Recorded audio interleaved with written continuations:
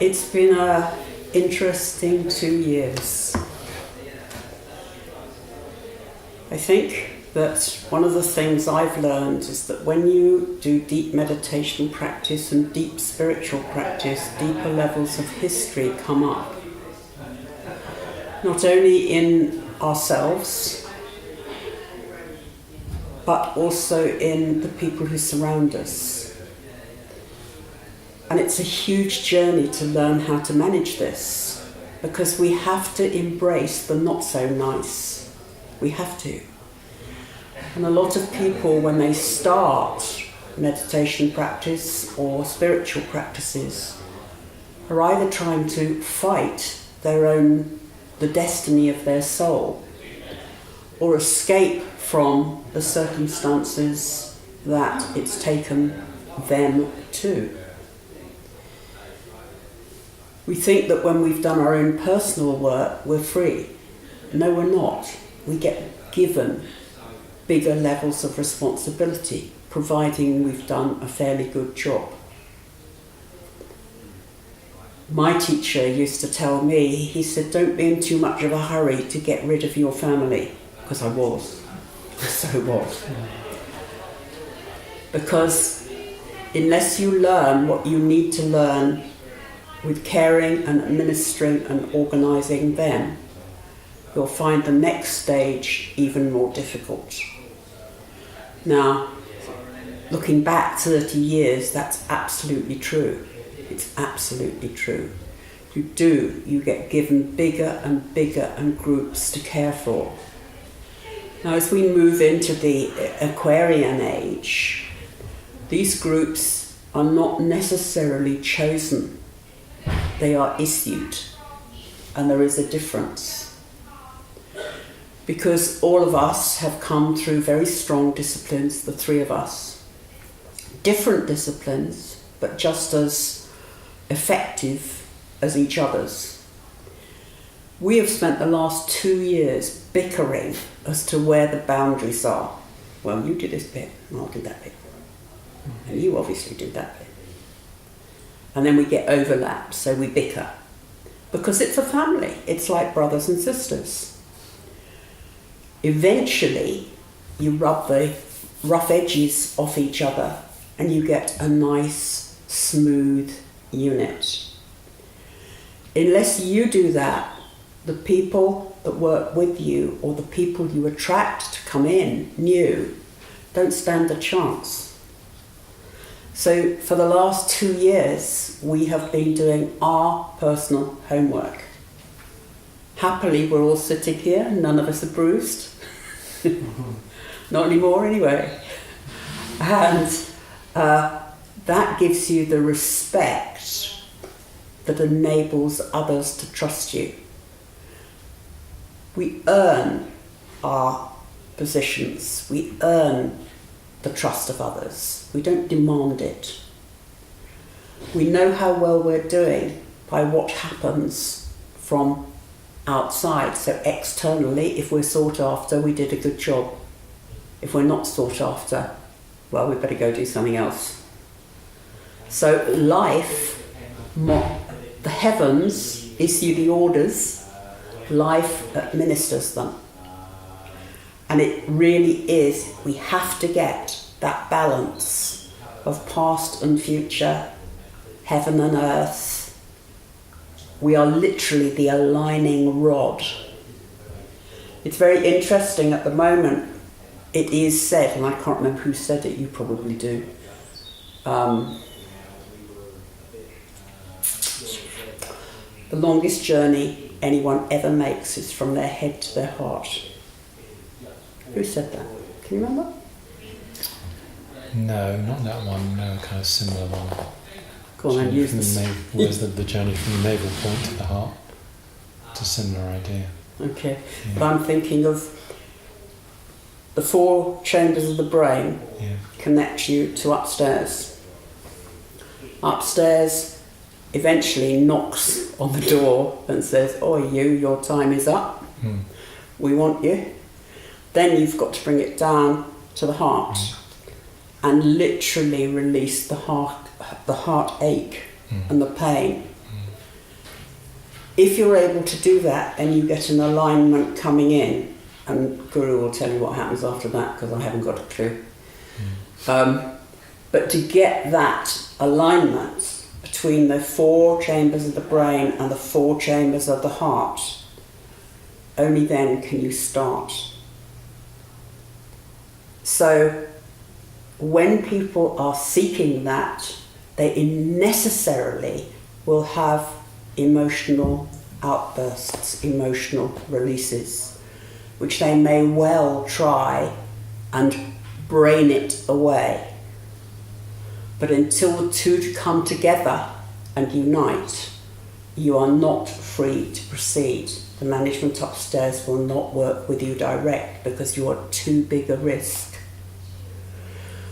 As we attract people to go through disciplines or guidance or yoga or whatever you want to call the various disciplines that you're attracted to, you do go to deeper levels of history, and my point is that's what we've been doing. We've done it on purpose. We've attracted it towards us so that we became immune to some of the more negative things we would potentially attract. You get better at doing it, but it's no more pleasant. But you do learn to embrace it, and you do learn to stand in the space with truth, hopefully with good humour, and only then do you get clarity, and the light then penetrates everything that you're associated with. Each one of us are trying to do that, and as the age of Aquarius comes in, we'll be doing it as groups. And that's what we've been attempting in the last, well, we've known each other a very long time, but I suppose seriously in the last, how many years? Well, we've been attempting this in 2, as you said. You were going to answer? Well, it's kind of, it's a group effort that it became clear, I would say 3 years ago, that we were working together on it to create something between ourselves. So but we hadn't really got a clue what was going on. We just knew that we had to do it. And it was only through serious investigation and serious questioning and embracing the various dogmas and disciplines that we'd all come from that we came through to create a path that we hope is going to support and embrace many as they go through their own evolution. Because always it's like a chain. You go through your bit of evolution, then you support others. It's very akin to parenting. You parent the kids, then eventually you hope they grow up and go away, but then they come back with other kids, theirs. And you're into a whole new era of elder status. Spiritual prompting, when we are having to evolve, like it or not, follows a very similar path. And you have to have the kind parent who is supportive and loving when the child is not well. But you also have to have the parent that says, "Oi, you, that just won't do." And that is an ongoing process. I actually did this to one of my children in their mid-30s a couple of weeks ago. Through enthusiasm, moving too fast, potentially other people were being harmed. I didn't criticise or condemn what this person was doing, but I did point out that I wasn't going to associate myself with it. I was going to do it another way. And thought that there would be a big row, and there wasn't. Not a word more was said. And in a way, that's what we've been doing. We've been bickering and fighting and performing with each other until we got to the point we don't need to. And I must say, it's very pleasant.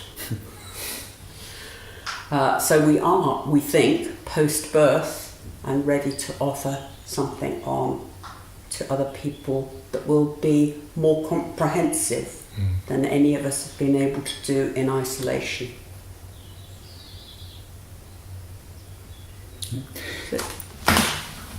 Two bits, interesting. I don't think it was the original quote, but The Longest Journey was a book by Philippa Puller on just that. Well, that wasn't that, what's his name? L-A-O. That chap that did Journey of a Journey of 1,000 Miles. That Chinese bloke. That Chinese bloke, yeah. That one will do.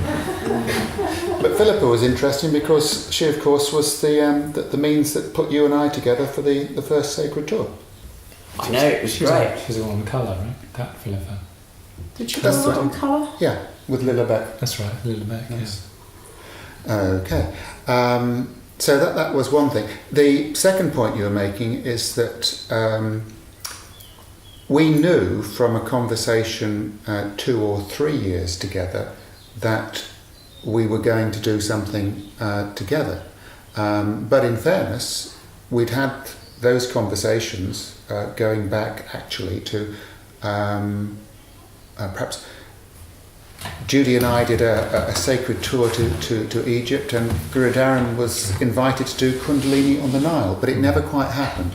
But from a couple of years ago, we knew that this was the right time, and now it would happen. What we didn't know was what it was. And I think only when we began talking about spiritual guidance that it became clear exactly how this was going to mesh.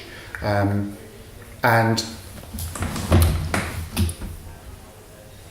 I think it's probably useful also to say structurally about what the three of us sitting here represent, because there is what we've done individually in the past that's brought us to this point, but there's also what Sky As Was and I Sky recently has done in the past as well.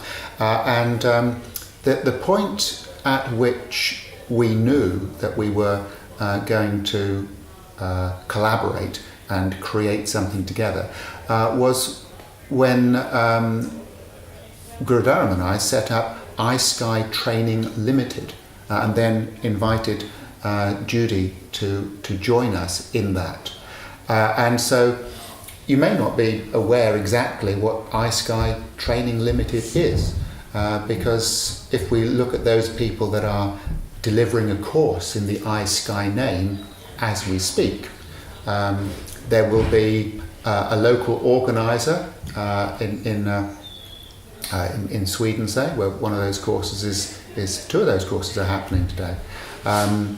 There'll be a trainer delivering that program, and that will function as a small business in that country or that city. It's supported by I Sky Training Limited, and if it's profitable, that some of the monies will come back to I Sky Training Limited. So primarily, I Sky Training Limited is a management company, a support company. It creates the structure in order for such teachings to be delivered. And that's very straightforward. That's not an unusual business model. But then following from that become very interesting questions. So these trainers, what quality control do you have in place? And if we're delivering a KRI certified program, they must all be part of the Aquarian Trainer Academy. What quality control do we have over the Aquarian Trainer Academy? Well, no. And if it's a Kundalini Yoga therapy training program, then there's no Aquarian Trainer Academy involved at all. So what quality control do we have over those trainers? And let's step away from trainers for a moment and think that you are presenting a program which we are offering, which we are managing in your city. Do we know what you're saying? When you get into trouble, how do we best support you? When people come to you and they're in trouble, how do you best support them? What's the relationship with us? And this, back in '96, in fairness, Guru and I never thought about this at all. Just deliver the teachings and let people get on with it. But the age has changed. The information age is upon us. And now we have not just a responsibility, but a necessity to not only consider these things, but come up with a means of better communication, better support, better quality control. I could make that list quite long. But essentially, we came to this analogy that there was a skeletal structure which had evolved over some years. But we needed to look at the circulatory system. And so we're now viewing what we do at our core as being providing opportunities for transformation, which traditionally have been training courses. But the process of transformation is supported by the term we're now using as spiritual guidance. And perhaps I might invite you both in turn to say a little bit more about that specifically, as what we mean